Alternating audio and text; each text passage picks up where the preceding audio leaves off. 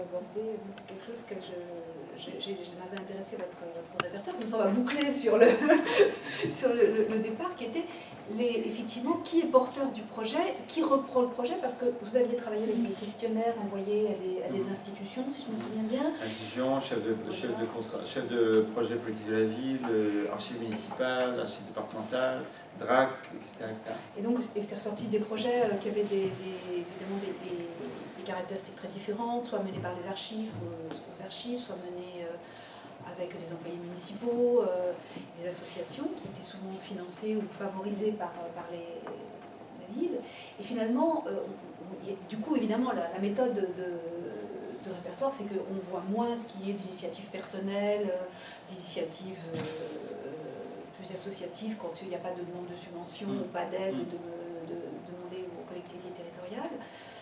Et j'ai l'impression que c'est très intéressant d'avoir en catégorie justement quels sont les porteurs de projets et est-ce que l'initiative, justement, alors il y a eu un petit jugement de valeur là sur les offices du tourisme, parce que c'est vrai que comme il y a un... Non, mais il est légitime, chacun pense qu'il est légitime parce qu'effectivement, il y a là une manne touristique tout d'un coup. Si effectivement une reconstitution faite au départ par une association a du succès, il y a de fortes chances qu'elle intéresse évidemment la municipalité.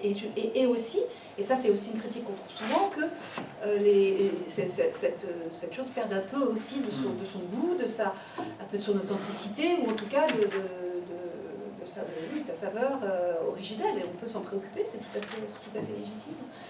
Et je me disais, moi j'ai essayé ça, c'est assez compliqué aussi, d'essayer de tracer dans la presse régionale les articles qui parlent de collecte de mémoire. Alors beaucoup, évidemment, je suis remontée à 10 ans, c'est pas évident parce qu'il n'y a plus de base de données vraiment facilement accessible de la presse régionale, il faut payer, c'est assez cher. Et je suis allée dans les archives des journaux. Et là, évidemment, on voit beaucoup, alors c'est évidemment les dernières années, on a beaucoup les collectes de mémoire organisées par les archives départementales nationales et sur la guerre 14-18 et les objets de 30-40. Mais on voit apparaître aussi des initiatives individuelles, c'est-à-dire des personnes qui décident de faire mémoire, de constituer quelque chose, de faire un petit musée, de faire des entretiens spontanément. Et c'est également beaucoup de blogs que j'ai pu voir, enfin beaucoup, j'ai pu trouver des blogs aussi qui sont faits totalement de façon privée ou avec des collectifs. Dans le nord de la France, il y a des choses extraordinaires sur Mémoire de Ch'ti, que je cite souvent parce que c'est plein de saveurs, mais aussi en Auvergne, il y a des petits blogs comme ça, bricolés, et puis qui tout d'un coup agrègent du monde depuis 7 ans, 8 ans, 9 ans, avec des témoignages, avec des questionnements, avec des souvenirs suscités comme ça collectivement. Et ça, alors c'est très difficile à tracer pour le coup. Est-ce que vous avez pu aussi vous pencher sur cette question? Ah non, c'est comme vous dites, c'est au détour d'une recherche sur Internet qu'on tombe sur des choses comme ça. Ouais. J'étais à Dijon la semaine dernière sur une rencontre d'associations autour de l'histoire des immigrés, des exilés espagnols républicains en France. Vous le savez sans doute, plusieurs centaines de républicains espagnols étaient réfugiés dans des grottes dans le Morvan. Et je me dis, mais tiens, ça sort d'où, comment ça marche, etc. Et voilà qu'il y avait une femme qui avait fait un roman à partir d'une enquête orale avec une ancienne de cette histoire-là, a fait un roman, La Retirada, sur ces républicains et immigrés espagnols, réfugiés républicains espagnols, qui étaient cachés dans le Morvan, et édition à compte d'auteur, voilà, qui échappe complètement à tous les radars qu'on peut mettre en place pour observer ces choses-là, quoi. Mais il y a quand même, enfin, puisque moi je suis en train de faire ce travail-là en Picardie, plus ou moins, il y a de moins en moins de gens qui sont isolés quand même. Enfin, je veux dire, quand même, ceux qui ont un blog à titre personnel, ils font généralement partie d'une association ou une association a connaissance de leur existence. Donc en passant par là, mais c'est vrai que ça explose. Enfin, je veux dire, c'est énorme le nombre d'initiatives personnelles qu'il peut y avoir. Rien qu'en Picardie, enfin, je parle juste pour la Somme-Hélène, je n'ai pas encore eu le temps de faire masse, il y a une vingtaine de musées privés. Voilà. Ce que je n'ai pas bien compris, c'est qu'aujourd'hui, ce projet d'inventaire a cessé, il doit être repris. On aimerait bien. D'accord. Et ma question est, pour l'instant, il continue ou pas? Non, enfin, il est consultable. D'accord, il est 2003, déjà 2009, figé. Il est figé. D'accord. Et je voulais vous demander aussi, donc au-delà de ce travail d'inventaire, est-ce que vous avez le rôle de mettre en lien les associations, de conclure des partenariats pour des projets culturels au musée d'immigration? Et une autre question un peu en lien, pour la préparation des expositions, est-ce que vous dialoguez avec le musée pour lancer des appels à collecte d'objets ou d'appels à collecte d'archives pour nourrir les contenus des expositions? Est-ce que vous vous servez de ce réseau justement pour collecter des contenus? Alors, sur le montage de projets en commun, c'est un des paradoxes du musée dans lequel je travaille et c'est pas le moins. Le paradoxe est le suivant: nous sommes musée national, c'est le top du top, il y a 40 musées nationaux en France, c'est le top du top de la patrimonialisation. Et ce musée dit on est un lieu, le palais de la Porte Dorée, un musée national, et on travaille sur quelque chose qui s'appelle l'histoire de l'immigration, qui est quand même à l'autre bout de l'échelle de la patrimonialisation. Il y a quand même, ce musée fait quand même un grand écart. Faire rentrer dans ce palais de la République un des objets les plus méprisés de notre société. Et il dit, et en plus on va travailler avec des associations. Et voilà, donc c'est un peu le choc des cultures professionnelles.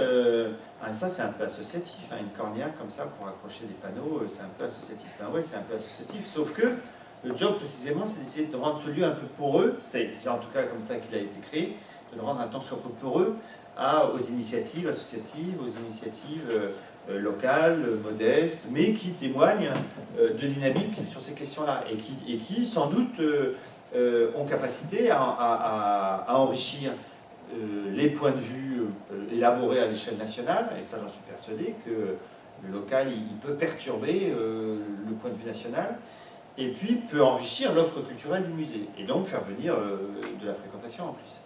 Néanmoins, c'est du rapport de force, c'est inscrit mais c'est pas donné. Donc c'est difficile.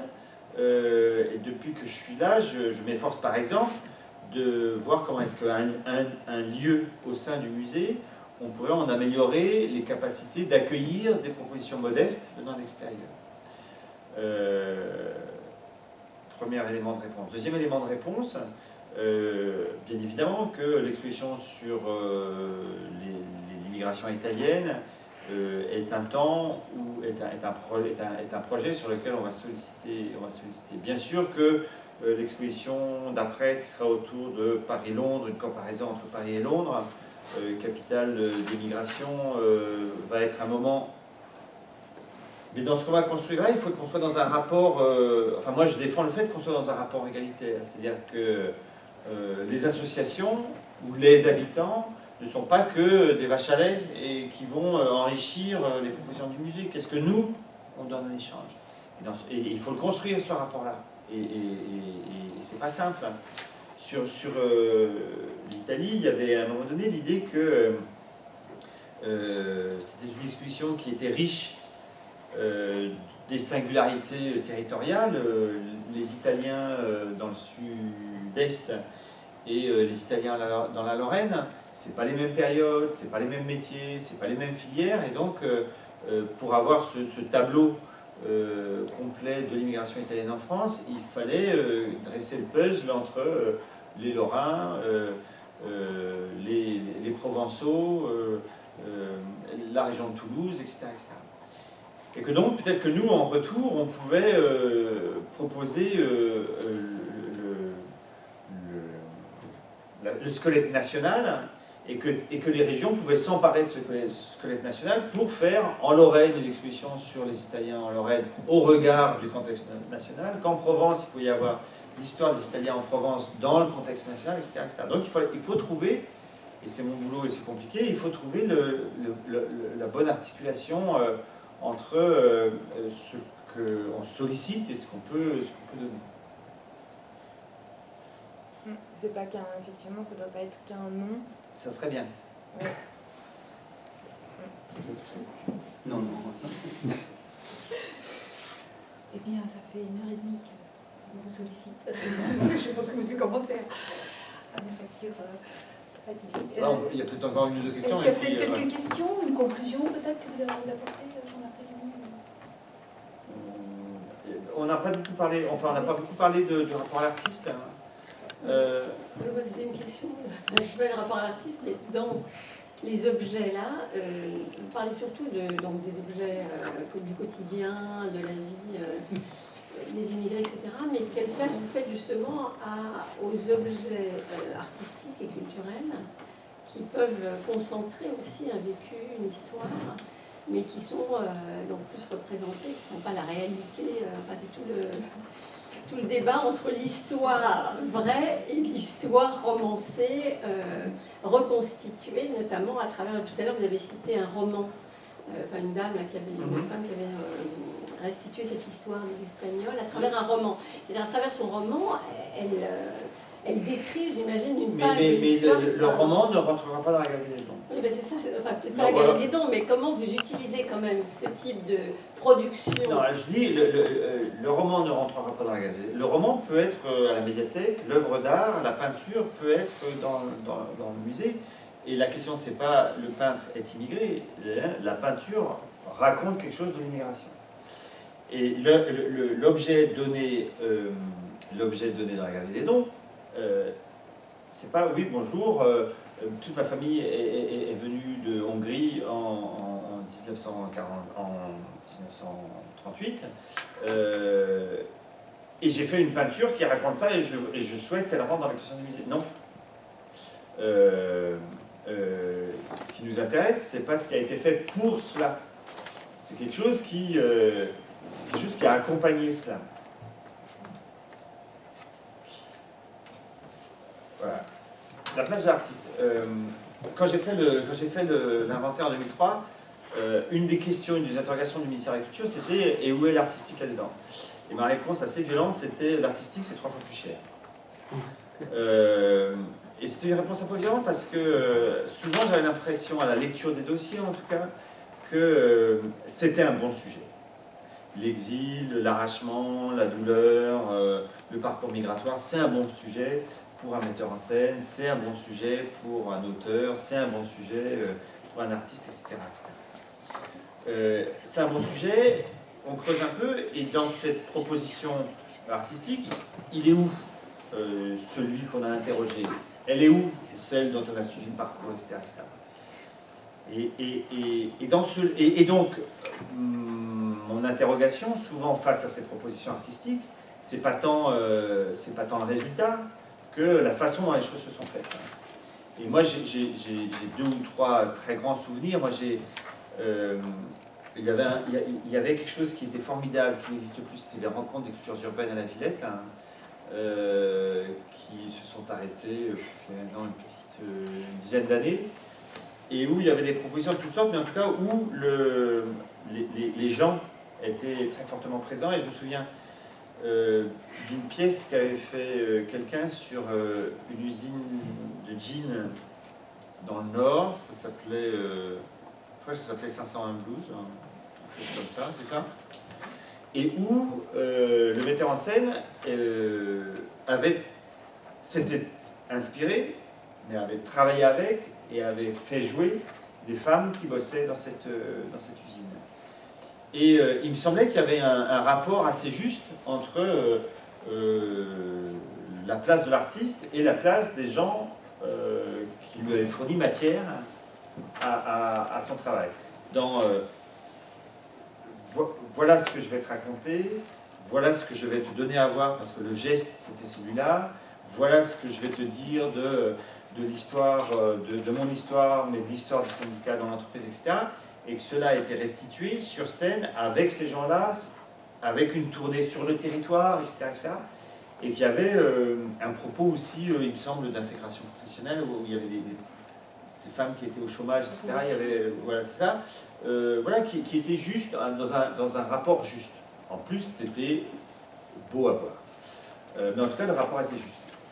Et ça, je suis, sur ces questions de mémoire, en tout cas, j'étais extrêmement attentif au rapport juste établi entre le créateur et l'objet de sa création.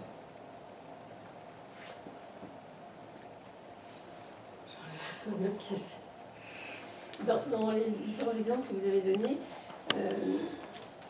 on voit bien comment vous rendez compte des parcours de migration, des histoires du point de vue des immigrés, etc. Mais il y a un certain nombre d'expositions qui sont plus centrées sur la contribution des immigrés à la société française. Comme je pense par exemple à l'exposition sur la mode, Fashion Mix, que vous avez organisée il y a peu de temps. Voilà, comment donc cet objectif-là est aussi repris, de montrer, c'est pas seulement changer le regard, mais montrer aussi l'apport peut-être spécifique ou pas spécifique d'ailleurs. Ça participe du changement de regard, c'est-à-dire si à partir du moment où on constate que la haute culture française, qui est un des symboles de la culture cultivée française, elle est traversée depuis sa création jusqu'à aujourd'hui par des créateurs venant des quatre coins du monde, ça participe de ce changement de regard. Donc c'est ça aussi l'objectif. Hein. Ça participait aussi de l'objectif. Hein. Mais encore faut-il que l'influence sur la mode soit attribuée à une personne ou à un courant particulier. Je n'ai pas fait le choix des robes qui étaient présentées. Et là, c'est vraiment intéressant parce que ça a été la rencontre du musée de la mode, du musée Galliera et la rencontre du musée national d'histoire de l'immigration. Galliera voulait présenter des chefs-d'œuvre. On lui a dit, oh, non, nous on a dit, on travaille sur le poids des créateurs étrangers venant travailler en France. Comment est-ce que la France a été un aimant et tout ça a constitué la haute culture. Super, très bon sujet, on n'a jamais travaillé là-dessus, bien volontiers, on travaille ensemble. Et quand Galliera a débarqué avec ses robes, il est débarqué avec le chef-d'œuvre de Paco Rabanne, le chef-d'œuvre de Missy Yaké, le chef-d'œuvre de Schiaparelli, le chef-d'œuvre des Azdinala, qui ne racontent pas forcément cet objet-là, ce qu'il, dans les formes, dans les tissus, dans les couleurs, dans les motifs. Et je suis persuadé qu'il y a du Paco Rabanne hispanisant, qu'il y a du Azdinalaya maroquinisant, qu'il y a du Yamamoto japonisant, etc. Mais l'entrée n'était pas celle-là. J'aurais choisi la robe, j'aurais fait en sorte que cette entrée soit celle-là. Mais pourtant, vous disiez que ce n'était pas forcément l'origine, donc ce qu'on rapporte de chez soi, mais vous avez raison, l'accompagnement. vous avez raison. Qu'importe, à la limite, qu'importe ce qu'ils produisent, quand on dit changer le regard, c'est je viens pas, j'ai pas de la valeur à vos yeux parce que je suis le roi du couscous.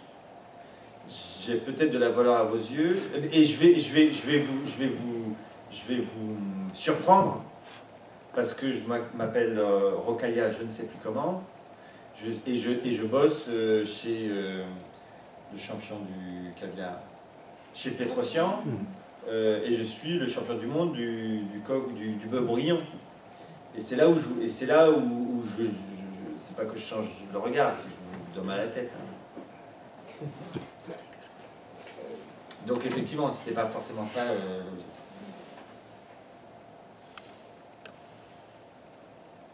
On conclut là. On conclut là,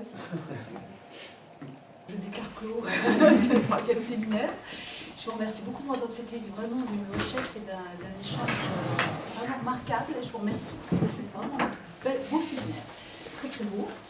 Et là, vous avez vu, on a progressé. Maintenant, je peux annoncer 2 séminaires à l'avance. Donc le prochain est déjà organisé. Non, mais peut-être je pourrais le refaire une deuxième fois, ça. Je ne sais pas si je pense pas que j'arriverai jamais à annoncer 3.